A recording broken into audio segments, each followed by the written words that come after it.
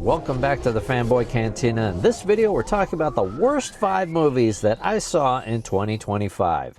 Now, I watched about 40, 50 new movies that were released over the course of 2025. Obviously, that's not all of the movies. So this is just my bottom 5. Now, the Razzie nominations for Worst Picture came out. They include The Electric State, Hurry Up Tomorrow, Disney's Snow White, Star Trek Section 31, and War of the Worlds. Now, of this list, I have seen The Electric State. I didn't think it was that bad. It's not a good movie, but it's certainly not as bad compared to this list. Let's dive in. Now, as an honorable mention or dishonorable mention, Fountain of Youth. Post in the comments if you saw this on Apple TV Plus. You have Guy Ritchie behind the helm, John Krasinski, Natalie Portman. It should otherwise be a strong movie, but there's not an original idea at all in this film. It feels like an uninspired, unoriginal Indiana Jones light. And for that matter, the characters are called Purdue because, Purdue University is located in Indiana. Haha. There's not an original idea here. And I feel like the visual effects get progressively worse, especially towards the end. At number 5 is Honey Don't. This movie is by one of the Coen brothers, and it's got kind of this retro detective vibe, which is kind of cool. And you've also got Margaret Qualley, Aubrey Plaza, Chris Evans, and they look amazing in this movie.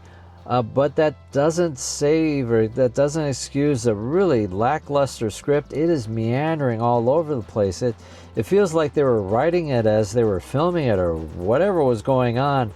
The dialogue does not work. This movie is not good.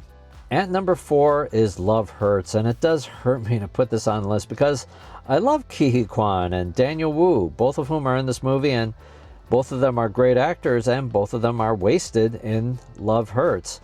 I think much like Honey Don't, the movie spends too much time in trying to create this fantasy world, this world of assassins and underworld or whatever it is. The fight scenes are cool, but I didn't laugh, I think, at all in this movie. Ariana DeBose is a great performer, but I think she is miscast, and I don't believe that there was any chemistry between Ariana DeBose and Ke Huy Quan at all. At number 3 is The Old Guard 2. This movie was a total disappointment for me. I loved The Old Guard, the first movie. I thought it was original, I loved the cast, and I was eager to see the continuation of their stories. But unfortunately, with The Old Guard 2, there's not much to see here. Everything, production-wise, is a grade below. The script is certainly not as strong. The fights are not as strong. The filming is not as strong. The visual effects, no part of it works. Veronica No has more screen time, which is cool. And by the way, highly recommend checking out Fury, which came out in, I think, 2019.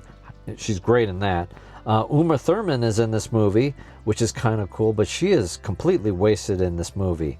And it culminates in a final battle kind of thing that where the visual effects are not well executed in the least. It ends on a cliffhanger, and frankly, I don't want to see a third movie. At number 2 is Happy Gilmore 2. This movie was a complete disappointment for me.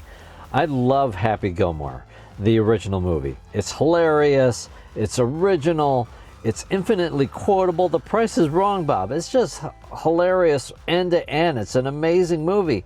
And here with Happy Gilmore 2, it's just riding entirely on nostalgia and cameos and improv. There's barely a plot in this movie.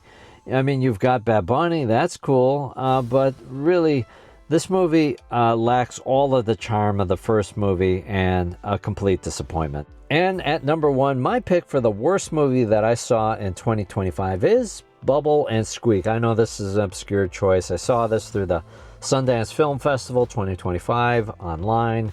It's got Himesh Patel, Stephen Yeun, Dave Franco, Sarah Goldberg. It's really a Timu Wes Anderson movie. The premise is that there's this foreign country where a couple goes there where cabbages are illegal, but the wife tries to smuggle in a bunch of cabbages in her pants. And, I guess it's supposed to be funny. It could have been mildly humorous if it was a 3-minute SNL sketch. Here, it's a feature-length movie. And, every year I see a movie through this online Sundance Film Festival where something is really not great. This was it for me, and it was truly, truly tough to get through. So obviously this list is entirely subjective. I want to hear from you. Post in the comments, what were the worst movies that you saw in 2025? Or maybe you liked some of these movies that were in my worst of list. Post in the comments. Would love to hear from you. As always, thanks so much for watching. Please take a moment to like, share, and subscribe. This has been the Fanboy Cantina.